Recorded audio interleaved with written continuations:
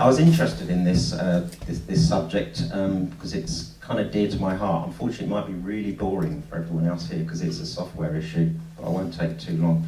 Can I go on to the next Sure. slide? Okay. I've worked in software.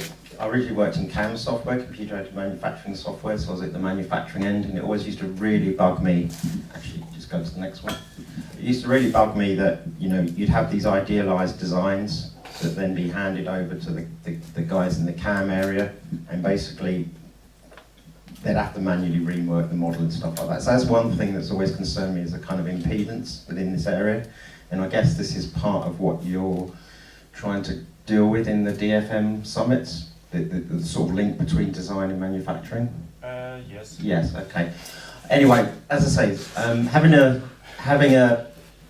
spending an awful lot of time, probably too much time at work, I've been thinking about this, the IT side and how the IT side can address all these things. It started to make me think back to, I'm not going to give a big history lesson here, but thinking back to when steam engines were first invented and the original factories were set up. This is a bit of an analogy, but basically, you'd have big systems of pulleys, because you'd have a big steam engine at one end, and then the power would be taken off that, everyone would do their kind of jobs. Then electrical power came along, which actually allowed a kind of reconfiguration of the factory. Distribution could occur. We had the production line, I think someone mentioned Ford earlier on, but you had the situation where tools could be taken to the product. You had the production line, which I think was inspired by abattoirs, I seem to remember. Anyway, my point is that the introduction of electricity as a technology allowed manufacturing to be reconfigured. And it's been a bit of a concern of mine. We've had CAD and CAM software, ERP, all of these sort of software systems around for the last 30 years, and they haven't really had that much, or they haven't had as much of an impact on productivity and how things are working in manufacturing as they could.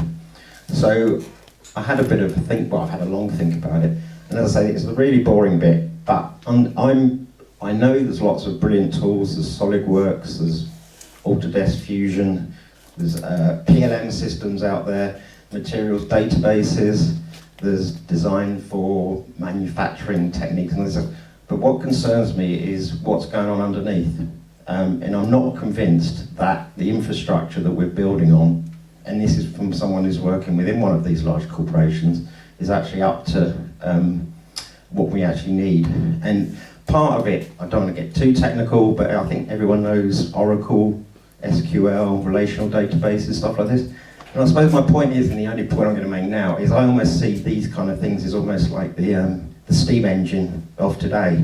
They're big things that everything else has to fit around them.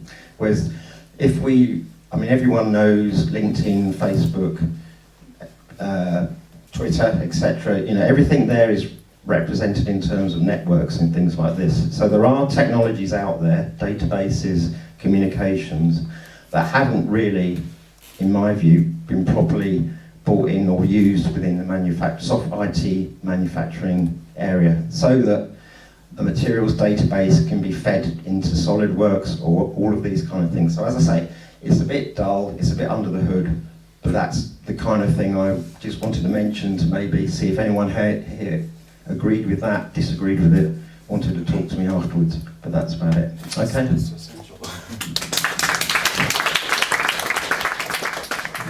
Question, I think. Yeah, for Paul, building on your thesis there that the major providers of ERP or PLM or PDM or CAD or whatever, whoever these main system providers are, if you like, building up major islands of technology.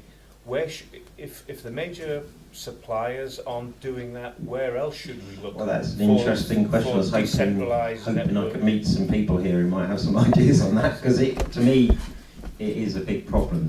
There's 3 or 4 quite large successful companies in this area, but there's the term kind of vendor tie-in. They want you to use their platform to do everything, where quite often if you're a designer or an engineer, you want a little bit of this and a little bit of that, and you know, I'm full of analogies that aren't perfect, but it's almost like, you know, when a first factory was built, it's like everyone built everything, but then after a while, you know, different machine tools, different things would come from different suppliers and stuff like that, and it was kind of, electricity facilitated that, and I'm just trying to think software, or the way software flows or is developed and processed, it should be possible to supply users, designers with a similar thing, so you can mix and match things, pass it across systems and things like that.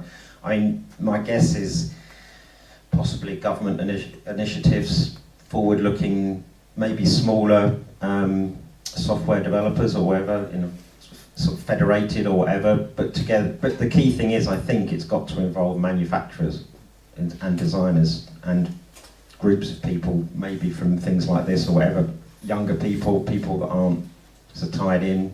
I mean, it's a bit like, who was the guy, Clayton Christian, the